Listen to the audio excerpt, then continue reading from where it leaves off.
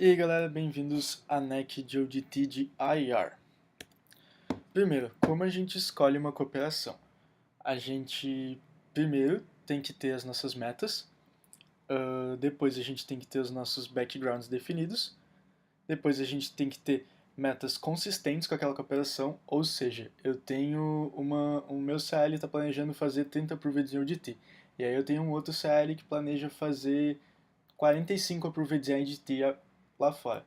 E aí o que eu preciso é combinar com eles, ó, a gente tem metas parecidas, então a gente vai dar mais ou menos 10 approveds juntos ao longo do ano, porque a gente também não pode deixar com que toda a nossa meta dependa de uma cooperação, e sim, eles também não vão contar só com os teus EPs para dar os approveds deles, então as metas têm que ser consistentes. Depois, a gente tem que ver o visto, se é uma cooperação nacional, e se você já tem histórico de cooperação com aquele CL ou com aquele país. Quanto aos backgrounds, é uma parte mais importante, porque tu tem que fazer uma cooperação muito alinhada com os backgrounds que tu trabalha. Se tu tem muitos EPs de teaching, tu não pode fazer uma cooperação de teaching com o Canadá, por exemplo, porque eles não vão ter vagas de teaching e não vai fazer nenhum sentido isso. Beleza? E aí depois, como que a gente começa a efetivamente fazer uma cooperação? A gente chama a pessoinha lá do CL em questão que a gente quer fazer uma cooperação. A gente faz primeiro, marca um chat de alinhamentos. Depois que a gente já viu tudo lá que o CL tem umas metas parecidas com vocês, trabalham com subprodutos bem parecidos com o de vocês, que são CLs muito parecidos em ODT e em IDT. E aí a gente faz o primeiro chat, onde a gente alinha qual vai ser as metas da cooperação, qual vai ser a rotina da cooperação. Por exemplo, toda sexta-feira eu vou te enviar todos os meus EPs novos de BA que chegaram para ver se algum deles casa com alguma das vagas que tem abertas. Tipo, isso é a rotina que tu tem que ter com a tua cooperação. Porque se tu não tiver uma rotina, uh, a timeline de open deles vai ser diferente da timeline de attraction, porque tu não confirmou isso com a rotina deles, e aí a tua cooperação vai dar errado.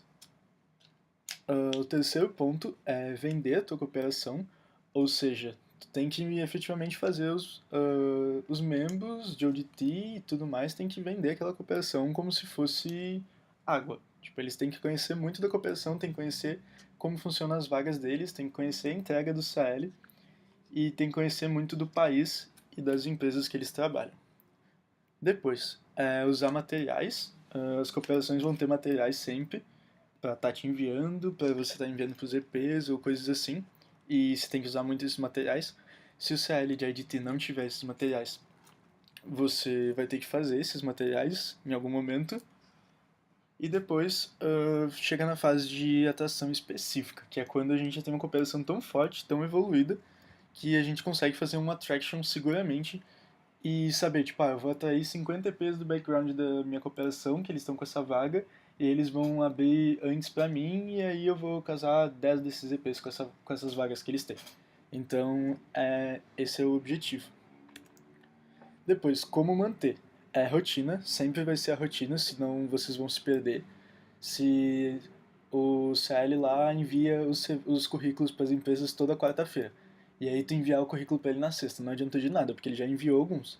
E aí foi uma falta de rotina de vocês. Por exemplo, vocês têm combinado de enviar na terça-feira todos os currículos para que consigam enviar.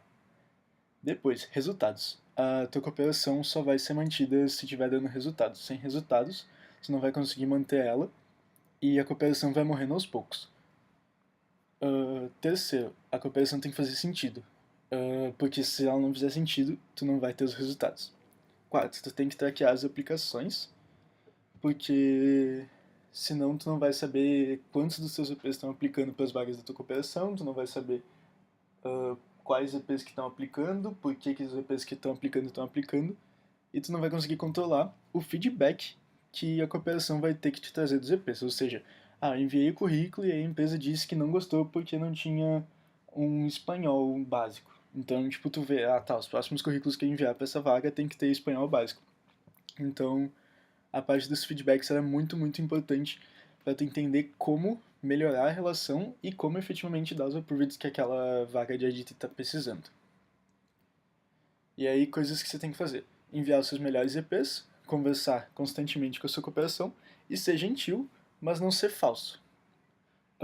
Coisas que não se deve fazer. Enviar 100 CVs, porque eles vão olhar os 10 primeiros e se eles não gostarem, eles não vão nem olhar e pode ser que tenham CVs bons lá, mas você não vai ter 100 CVs bons que vai estar enviando para a cooperação. É muito difícil. Não enviar CVs ruins, porque a cooperação vai lá. Pra que eu tô fazendo cooperação com o CL que tá me enviando 500 CVs e todos eles são ruins? Não vai fazer sentido. E último, não seja falso, porque a cooperação vai saber se você está sendo falso, você tem que ser gentil, tem que ser amigos, mas se não forem amigos tudo bem, e vai dar certo igual. É isso.